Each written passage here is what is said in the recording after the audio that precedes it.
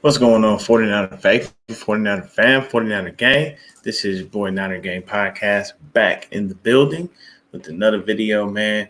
We just going to preview the 49ers versus the Vikings game, talk about a few things real quick on this early Saturday morning. Shout out to everybody that decides to tune in. Definitely appreciate you. Definitely hit that like button, hit that subscribe button, turn on the post notifications so I can keep you up to date on any and everything San Francisco 49ers. With that being said, let's get right on into it, man. The beauty of this game, what's going on, Eddie Glover? The beauty of this game is on a Saturday. It's in the afternoon. It's at 5 p.m. Gives you the opportunity to be able to relax, chill, take most of the day, do whatever you need to do with the fam bam, and then sit down, relax, and watch a very entertaining 49ers football game. We are going up against the Minnesota Vikings. So, you know, it's definitely a nice little love-hate situation with that when it comes to, Kyle and Kirk. And we all know what happened the first year of Kyle's inception when it comes to him being a 49er head coach. He was waiting on Kirk Cousins, and unfortunately it didn't work out. But c'est la vie. It is what it is. Let's keep on moving with that. Um, so I'm just here to break the game down in a little bit of a different way. I know I did a little bit of a game breakdown the other day with my boys from the Forever Faithful podcast, but this one's going to be more like an actual podcast. We're going to do a little bit more talking and figure out exactly what's going on. So let's take a look and see what we got here. So looking into some quick news from the Vikings website, looks like Cousins is out to prove the doubters like me wrong. He's the only Vikings QB to have multiple years with 4,000 yards passing, along with 25 TDs. But as the writer put it, still hasn't led to much success. See, this is why people get on me and I say, that Kirk Cousins is not an elite quarterback or he's not that great. The number one thing is he doesn't win in the playoffs. It doesn't matter how many regular season games you win or Rocky Mountain Razorback, what's going on? I know, man. Believe me, the regular season is almost upon us. We got one more game, then we got a couple weeks, and we should be able to go ahead and get on out of here. But the beauty of this is, back to what I was saying as far as Kirk Cousins, the situation with Cousins is just basically he doesn't win in the playoffs, and he only wins in in the regular season. I mean, you may or may not make the playoffs. A lot of people would say, well, his defensive wasn't right. And, there's a host of things that go on. So, for me, at the end of the day, I just don't see Kirk Cousins winning the Super Bowl. And he hasn't really won any playoff games. I think he's won like maybe one, if I'm not mistaken. I can take it to the stats and double check. But he's just, Kirk Cousins isn't that guy. And, that's why I tell people that I don't feel like he's that great, as far as a quarterback. And I'm going to take a look at his playoff record right now. Kirk Cousins is 1-3 in the playoffs. You see what I'm saying? So that right there will tell you, hey, I don't care how your defense looks or whatever. If you're an elite quarterback and you're putting up 4,000 yard passing season with 25 TDs, plus and all that stuff, then you should be able to lift your team up and try to take them to the Super Bowl or at least get them past the first round. Being 1-3 in the playoffs, and Kirk Cousins has been in the league for some years now, that's not necessarily the greatest. I understand he was in Washington and they didn't really do much. He hung out there and let them franchise tag him twice, then went to Minnesota and it's been getting broke off ever since. First quarterback to get a fully guaranteed contract with the $84 million that he did wind up making. And he's still making bread off of the Vikings because they continue to pay him. The issue is he's not going to take him nowhere. So that's just my thoughts on Kirk Cousins. That's the reason why I feel he's not a great quarterback. Everybody gets mad when I call him trash. My thing is, I don't care how many stats you got in the regular season. If you ain't got no playoff wins and you have no Super Bowl rings, then there's not really much for us to speak on. You got to be able to at least get a few dubs in the playoffs before you can call yourself elite or anything like that. You can be good, but you're not great. So they also say that he's been having a good camp.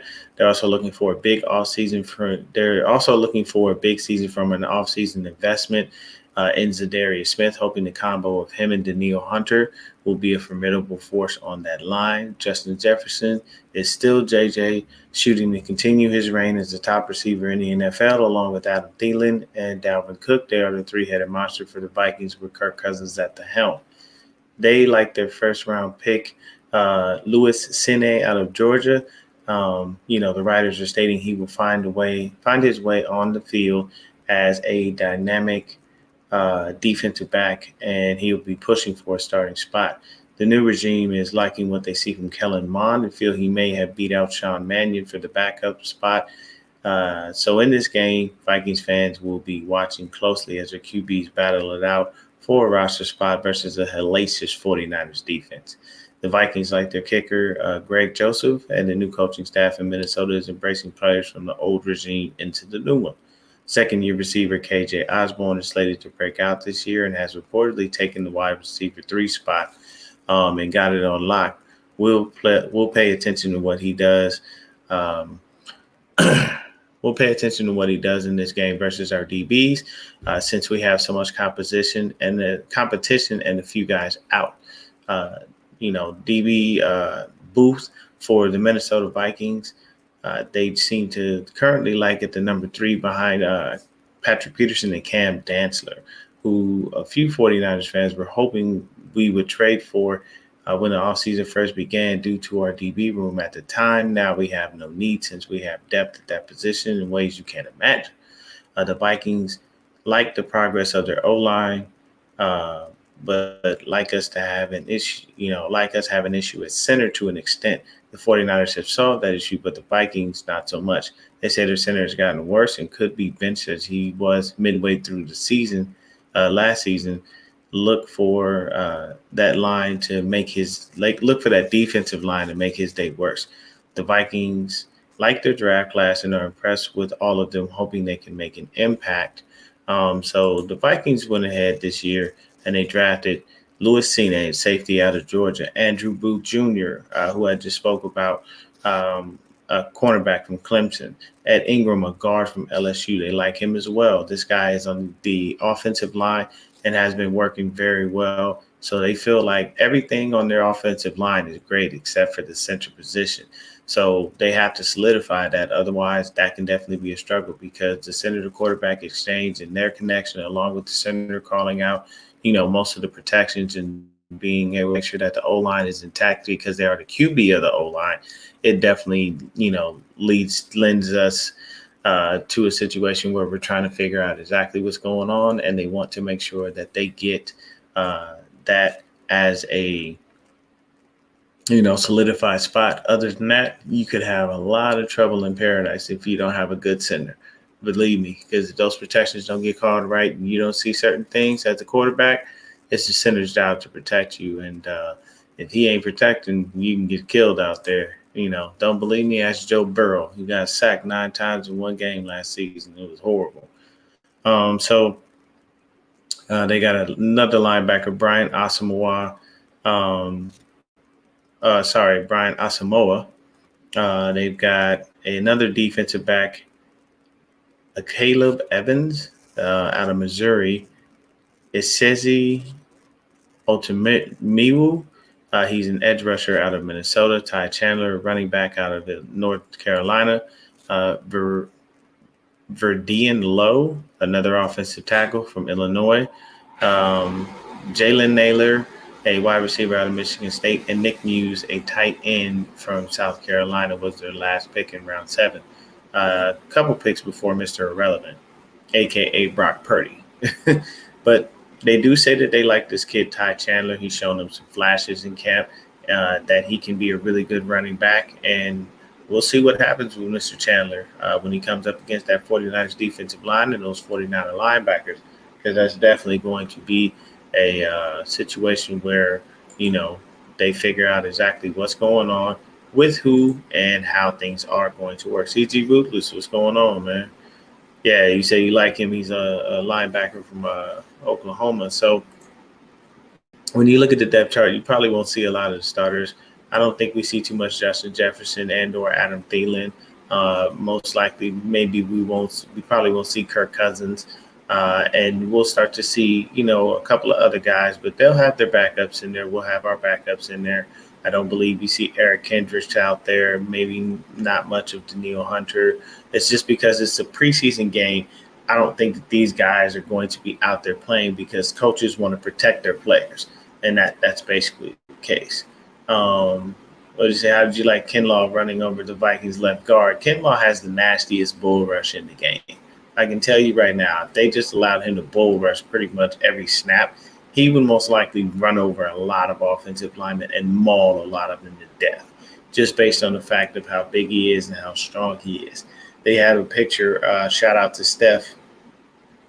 She's doing her thing out there, man. She's getting recognition. She's been picked up by a lot of things. Congratulations to her. She's doing wonderful things out there. Continue to be great, Steph. I'd love to have you on the channel if you ever do want to come on. Believe me, hit me up. I will gladly have you come through and hang out.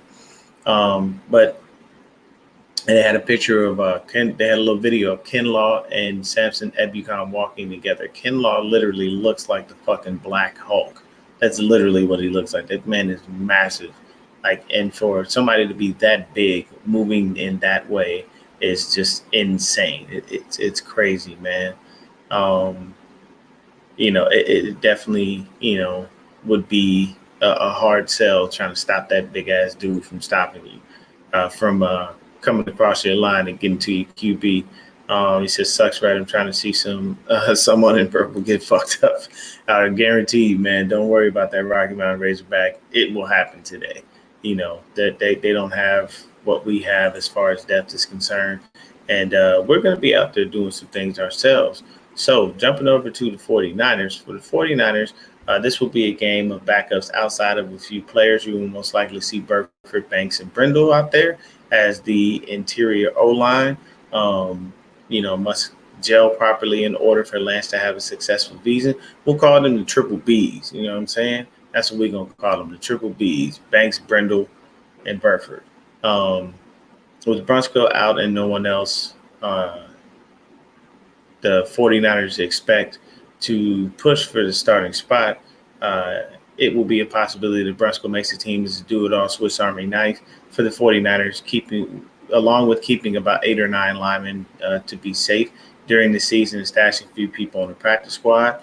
I will be paying very close attention to all the backups, looking for key depth pieces behind our starters. Don't believe we see Mike McGlinchey this game due to his knee flaring up a bit coming off the quad tear last year. So the starting O-line will look a little different. I believe it will be McKivitz that starts the left tackle, and School may be our right tackle, although based on his play last week, if Moore is healthy, they may go with him. Look for the backup receivers to get a lot of PT. Hopefully someone stands out. We already know about the starters, but we need that final guy to emerge and show us something. The DBs in this game will be a great watch to see what they got. Our joint practices didn't go so well, but the first day, but second day was beautiful. Cousins was under constant pressure and barely got the ball out. Lance and Gray had a great connection for a TD in 7-on-7 drills when he beat Patrick Peterson. So as far as the offensive line, the other center that has been getting snaps is Nick Zakel. Nick Zakel got a few snaps at center, a left tackle by trade, but the Niners have had the rookie playing guard for most of camp. Curious to see his progression. Joe Jordan will most likely start opposite Ufunga due to Ward not being able to go with the hamstring injury. In this game, I'm looking for Malik Turner, Austin Mack, Willie Snead, Marcus Johnson, and Tate Martin to show up and show out. I know they have been mainly with Sudfeld and Purdy, but they will need to shine to earn a roster spot. Ken Crawley, a new addition to the squad, started opposite Diamador Lenore and not Ambry Thomas. Thomas who looked good down the stretch last year. We watched his progression basically go from looking like hot garbage all the way to looking like an elite defensive back toward the end of the year. But unfortunately, he has regressed, and he's been getting beat, not looking better, which has pushed him down the depth chart. Look for our other guys, Quantrez Knight, Sam Womack, Tariq Castro Fields to make an impact in this game against most likely Kellen Mond and Sean Mannion for the Vikings. We shall see a heavy dose of backups on both teams as both teams play it safe, but this will be a great barometer to tell us what we have. I will enjoy this game just to know we have, uh, if we have an unfortunate next man up situation, God forbid, I will feel comfortable with who we put on the field and us not missing a beat. Game starts at 5, so be ready to cheer and enjoy because this should be another W for the Niners. I am now on all podcasting platforms, so I'm using this thing called PodServe, and it allows me to be able to get my podcast out. What's going on, Jr.? Um, it allows me to get my podcast out to a variety of different platforms without me having to actually go and you know just now go ahead and do this. I'm thinking basically along the lines of making sure that I can grow my channel in various different ways. I'm always going to be on YouTube, but the podcasting thing is definitely going to start picking up for me. So podserve.fm shoots my podcast out to just about anyone I can think of as far as that stuff is going. And that's an awesome thing for me because then it lets me be able to make sure that I reach people in different ways. I love podcasting. I like doing this. And I'm trying to make sure that the channel grows. So if you know anyone, tell a friend, tell a friend, and we definitely can make anything happen that needs to happen. This game, like I said, starts at 5 o'clock. Everybody will, needs to be ready. Um, if you would like to support the channel, go to patreon.com/Niner Game Podcast. Once I get to 500 subs, I will do a giveaway. We'll see whether it be a jersey, one of these hats. You always see me rocking different types of Niner hats. But I will definitely do a giveaway. So definitely tell a friend to tell a friend. And please help me in growing this channel. I'm trying to make sure we push it well beyond and the heights that it's already reached. And I appreciate any and everyone who's already subscribed to the channel because it does say 4 p.m. I apologize. The 5 p.m. is Central Time. 4 p.m. is like Arizona and Pacific Standard Time, should I say? Because they're an hour ahead. I forgot that Minnesota is Central and not Mountain. So game does start at 4, but for us, man, just look for the backups to give us something, and that's basically what we're going to see. So you'll see a ton of, like I said, you'll see most likely a lot of Danny Grace and Marcus Johnson, Tay Martin, Austin Mack, Malik Turner, Willie Snead, maybe a little Ray McLeod. For the offensive line, honestly, you'll probably see a lot of the backups. You'll see the Sam Sluters, the Colton McKivitzes, the Jason Poes, the Jake Brendels, the Donovan West, Spencer Burford, Nick Zakel. So possibly even Jalen Moore, Justin Schools, maybe even a little Jordan Mills. We'll see a variety of these guys out there on that offensive line being out there trying to show us something and give us some things to take a look at. Definitely going to see a lot of backups when it comes to the tight ends. You might see a little Tyler Croft, a little Ross Dwelly, maybe even some Troy Fumagalli. Tanner Hudson caught that TD pass from Brock Purdy last time versus the Green Bay Packers. And then Keyshawn Johnson converted the 2-point conversion, but we have since cut him. So that's definitely a guy to take a look at. We do not have Josh Hokett anymore. He is no longer our backup. We cut him and immediately, just like the NFC West does, they rotate players so very often. He is now a Seattle Seahawk. So on the line, take a look out for your carry for the defensive line. Take a look out for your Kerry Hyders, your Kamoko Toure's, your Kevin Givens, your Akeem Spences, Hassan Ridgways, the Kevin Atkins. We won't see any Kalia Davis because they pretty much redshirted him for this year. Possibly some Charles Omenihu, a little Jordan Willis, a little Alex Barrett, which are all formidable guys when it comes down to it. As far as the defensive line is concerned, for the linebackers, you'll see a lot of Oren Burks, a lot of Sagoon Olubi, definitely some Marcelino McCrary Ball with his interception from last game off the tip drill. Most likely some Jeremiah Gemmel, even some Curtis Robinson. When it comes to our defensive backs, expect to see a lot of Dante Johnson and Castro Fields, Ken Crawley, Taylor Hawkins, and on the other side, probably a little Quantrez Knight, some Ambry Thomas, Diamado Lenore. Those will be the guys. So you'll probably see, a little bit of Taylor Hawkins at safety, most likely some George Odom, a little bit of Tarbarius Moore, and probably a little bit of Huff. But those are going to be the guys that we're going to have to focus on. We all know the QBs in this game are going to be Trey Lance and not Trey Lance. It's going to be Nate Sudfeld and Brock Purdy out there. I expect Sudfeld to probably be at least about maybe 2.5 quarters, maybe 3 quarters deep. And then you'll see Brock Purdy come in pretty much for the end of the game. I think that Kyle is comfortable with the quarterbacks that he has. I'm pretty sure Brock Purdy goes straight to the practice squad. Don't see anybody clamoring to pick him up. Even though he had a nice little play, he's still, you take what Grant Cohn says with a grain of salt. And, he did call it a noodle arm, and there were a couple of pass plays from last week that definitely, lent to make that a reality, so to speak. Like that definitely came around, and it looks unfortunate. But at the end of the day, we'll still have a good time watching this game to be able to see exactly what goes on, paying attention to everyone, and hoping that all of these things go in the right direction for us, and that somebody opens our eyes and shows us exactly what we need to see. CG Ruthless says he's actually Cardinals. Who's actually Cardinals? Not Josh Hokett. Hokett is a Seahawk. I saw that not but a few minutes ago. Austin Mack, I want to see what he does. Yeah, I want to see what any of these other guys can do, because we already know that Debo, Ayuk, Ray, Juwan, and Danny Gray are there. Those are the 5 receivers that are guaranteed to make this squad. We just need to see the next guy up. So you've got probably one spot, maybe, and that's a real big maybe, to go between Marcus Johnson, Tay Martin, Austin Mack, Malik Turner, and basically Willie Snead, because the other guys that I named pretty much have a spot solidified on this squad. I mean, Willie Snead can sneak in just due to the fact that he's a vet and they could trust him a little bit more, just be able to run routes a little more correctly, but I doubt that highly. You know what I'm saying? TDP will play. Yes, so you'll see a lot of TDP, most likely a lot of Jordan Mason, and a lot of Jermichael Hasty.